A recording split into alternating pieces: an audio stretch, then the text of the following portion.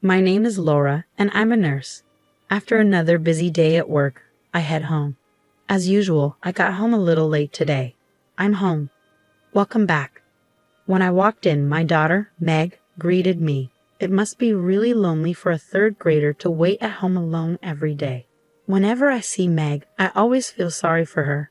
But still, I guess other nurses envy me because I work at the town's hospital and don't have to do night shifts. Where's your dad today? He hasn't come home yet. I wonder when he'll be back. I feel like I haven't seen Dad for a long time. Oh, I see. My husband, Stan, is a workaholic and hardly ever comes home. I don't even remember him spending time with us, like eating together or helping around the house. Actually, he does spend time with his family, just not with Meg and me. On his days off, he goes to his mom's house to do yard work, clean, and have dinner with her. Stan never comes to Meg's soccer practices or spelling bee contests, even though he's always helping his parents. Because of this, our relationship isn't great. I'm sorry, honey. I'm so sorry for making you feel lonely all the time. I'm fine. You come home every day, Mom, so that's enough. Oh, Meg. I hugged Meg tightly. If we were a normal family, we would spend more time together and be happier. No matter how many times I apologize, I know it'll never be enough. How did things end up this way? Then one day, Stan came home at a normal time, which is very rare. But both Meg and I had grown distant from him, and we didn't talk much. While we were eating dinner in silence, Stan suddenly spoke up. Hey, why don't we go to Hawaii for the upcoming holidays? What? I couldn't believe what I was hearing. Stan was inviting us all on a trip. What was going on? We haven't had a proper family vacation in years, he said. I thought it would be a great chance to celebrate my mother's 60th birthday too. And it might be nice to do something like this once in a while. He was putting his mother first again, and I was fed up. But when Meg heard about Hawaii, she got excited. We can go to Hawaii. I want to go. I really want to go. Meg was thrilled, and I understood why. This would be her first trip to Hawaii. But I wasn't sure I could enjoy a family trip after all these years, especially with Kate, my mother-in-law. If Stan wanted to celebrate Kate's 60th birthday, he should have told me about it sooner. Still, since Meg was so excited, I felt it wouldn't be right to refuse. All right, I guess so. It's been a while since we've all been together as a family, so let's go, I said, nodding my head. On the day of the trip, Stan and I had to work, so we planned to meet at the airport. That day, my work was unexpectedly busy, and I ended up running very late. After finishing work, I hurried to the airport with Meg. After taking the bus, we finally arrived, but then something surprising happened. They're not here. Stan and Kate were nowhere to be found. I searched the airport, but they were nowhere in sight. Where did they go? I didn't get any calls from them, so I tried calling both Stan and Kate. The number you have dialed is either not powered on right now or has no signal. I kept hearing this message. Feeling desperate, I asked the airline staff at the reception desk for help. One of the staff members then asked me, Are you Miss Laura Martin? Excuse me? Yes. I was puzzled about how the staff knew my name, but then they handed me a piece of paper. I was asked to give this to you. A paper? I was shocked by what was written on it. I couldn't wait any longer. It'll just be the two of us going on this trip. Stan, if you can't be on time, then we won't take you. Why don't you just camp out somewhere around here? Bye, Kate. What is this? Mom, what's wrong? As I fumed with anger, Meg looked at me anxiously. Oh no, it's nothing. It looks like your dad and Grandma went ahead without us. I'm sorry. So we can't go to Hawaii? Yes, we can. We can catch up with them on another flight. I tried to sound positive, but honestly, we didn't have enough money for another flight. What was I going to do? While I was trying to figure things out, an old man walking in front of me suddenly collapsed. I wasn't sure what was happening, but my years of being a nurse kicked in, and I moved quickly. Are you okay? I checked the old man's breathing, but it had stopped. Oh my God. I quickly turned him onto his side and cleared his airway. I found something stuck in his mouth, probably part of his vomit, which was blocking his breathing. Please, someone call an ambulance. I shouted for help and began first aid. When the ambulance arrived, the old man was taken to the emergency room, where he soon regained consciousness. Was it you who saved me? Yes. I just did a basic procedure. That's not true. Thank you so much. I thought I was going to die. He was alert enough to talk, and it seemed there were no serious heart or organ problems. You saved my life. Please let me thank you, James. Oh, no need to thank me. I just did what anyone would do. By the way, were you traveling somewhere? Oh, yes. I was supposed to go to Hawaii with my daughter, but we missed our flight. Oh, no. That's awful. I feel terrible about this. I quickly waved my hand to reassure him. Oh, no. We were already running late, and I wouldn't have made it on time because of my work anyway. You didn't do anything wrong. I was just thinking we might go home, I said with a sigh and a laugh. But James looked at me and said, That's a shame. Your daughter must have been looking forward to it. Why don't we just buy another ticket? Well, I'm a bit embarrassed to say this, but we don't have enough money right now. When I said this with a sad look, James nodded thoughtfully. Okay then, as a way to thank you, I'll buy both of you the tickets. That should solve the problem, right? Oh, no, I'm sorry for the trouble. It's completely okay. Hey, you.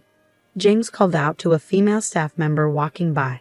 He then borrowed a cell phone and made a call. Oh, can I speak with you for a moment? James talked on the phone for a few minutes before hanging up. Oh, really, we're fine, so you don't have to worry about it. If I don't thank you somehow, I won't be able to rest easy, James said. At that moment, the paper fell out of my pocket. Thanks to James, we managed to get on the plane.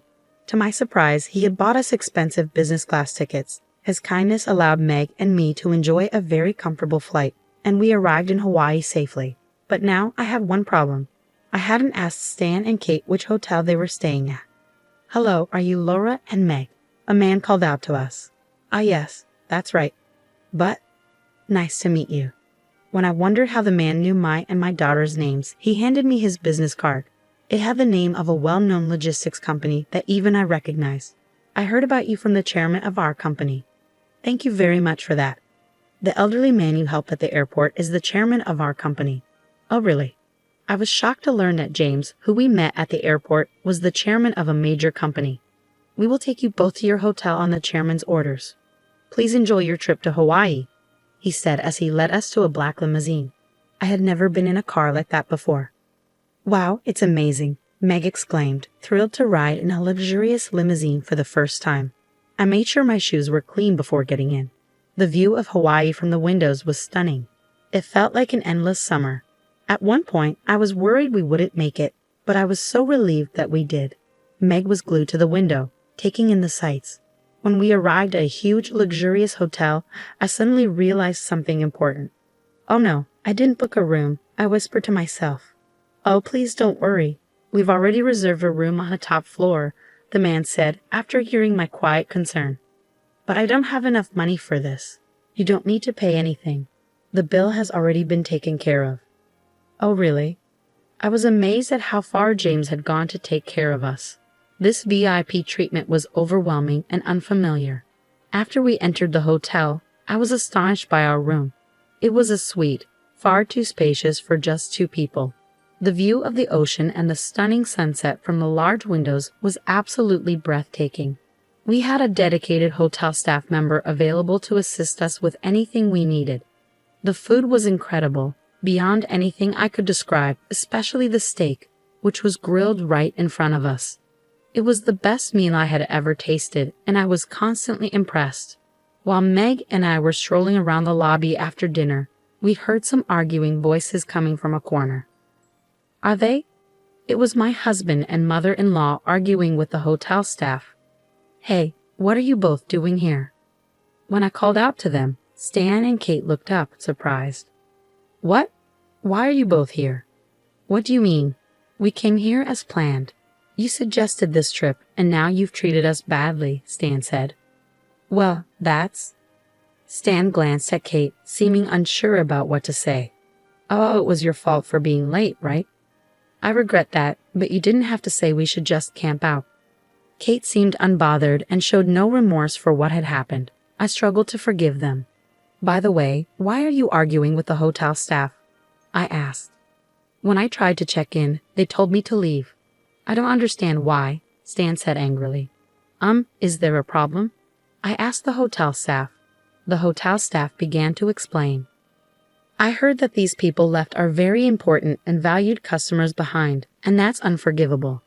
I was instructed not to let them stay here at our hotel. Oh, now I get it, I said. James clearly had a lot of influence over the hotel. The chairman of a major company is indeed someone you don't want to upset. What does he mean by that? Oh, it's a long story, but basically, he can't forgive you both for leaving Meg and me behind. Stan and Kate looked very confused. How does someone from this hotel know about that? Well, I understand why Stan is asking, but given the situation, I'm not surprised. In fact, I think Stan and Kate are getting exactly what they deserve, I said. Do you know this person? I asked, showing them the business card from the man who guided us from the airport. This is a business card from a major client of ours. Stan's face turned pale as he took the card with trembling hands. Kate's face also went white with shock. You don't mean to say you know the chairman of this company, do you? Of course I know him. He collapsed at the airport, so I helped him. He arranged our flight to Hawaii and even booked the hotel room for us. What? Kate collapsed and started shaking. What's wrong, Mom? He's in the same gym club as me, and I see him every once in a while, but everyone worships him. What a coincidence. I agreed with Stan. It really made the world seem small. I had no idea my mother-in-law knew the chairman, but before Kate mentioned it, I had already learned about it from the chairman himself.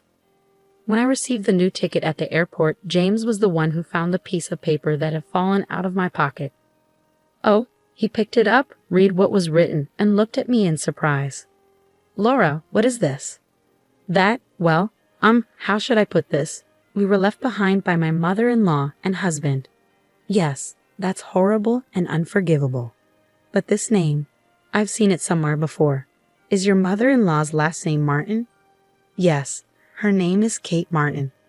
What? You know my mother-in-law? Of course, she's also a member of the gym club I belong to. She doesn't seem like the type to do something like that, but...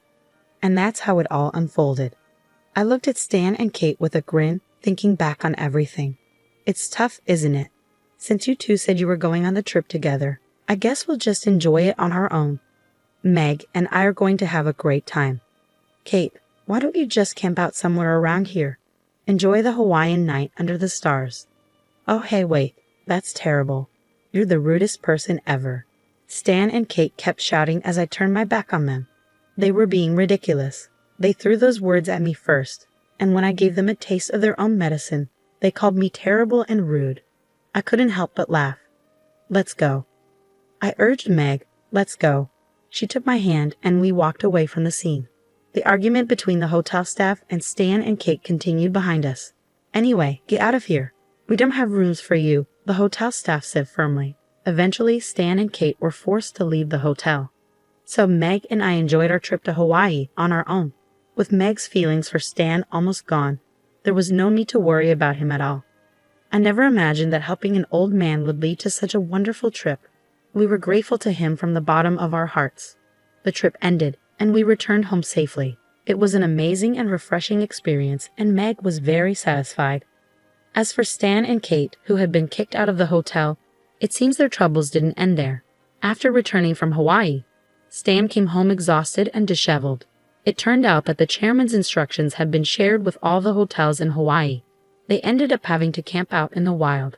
Everything written on that paper came back to haunt them. Other difficulties soon followed for Stan and Kate. Stan was suddenly called into his boss's office and informed that the contract with James's company was about to be canceled. Kate faced cold treatment from the other gym club members and eventually left the club. She was practically expelled. Her only hobby had been staying in shape, but the incident scared her so much that she gave up working out and now spends most of her time watching TV.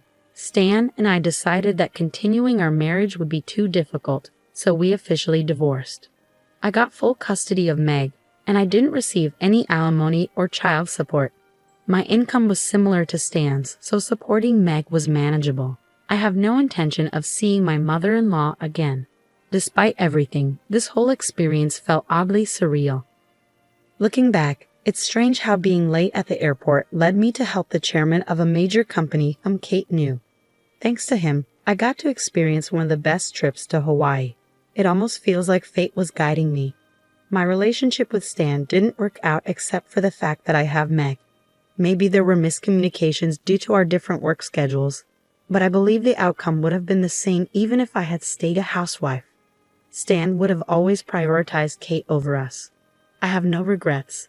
I have the most adorable and precious daughter in the world, and I don't need anything else.